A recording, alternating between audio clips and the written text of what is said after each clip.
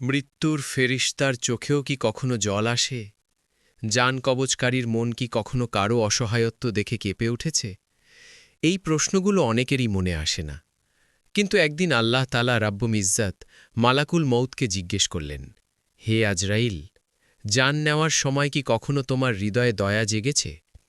মালাকুল মউত আরশ করলেন, হে পারওয়ারদিগার, আমি তো আপনার হুকুমের গুলাম।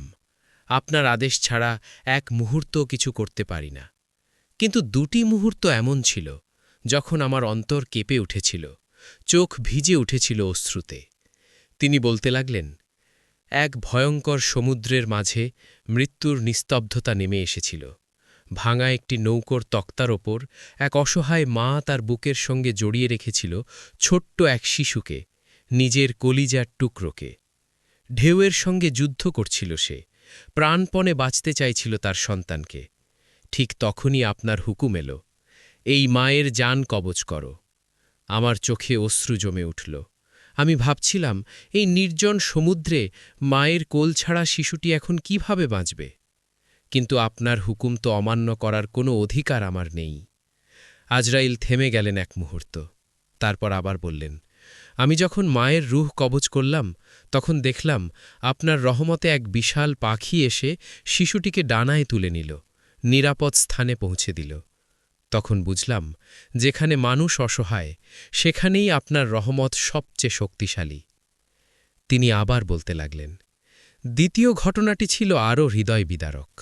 এক বৃদ্ধ লোক, যার ঘরে নেই খাবার, নেই আশ্রয়, নেই কেউ আপনজন।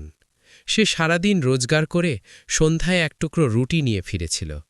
তার দরজার সামনে অপেক্ষায় ছিল ৩টি ক্ষুধার্ত শিশু, অন্যের সন্তান, অথচ নিজের সন্তানের মতো ভালোবাসত সে। লোকটি নিজের খাবার না খেয়ে সেই রুটির টুকরোগুলো তাদের হাতে তুলে দিল।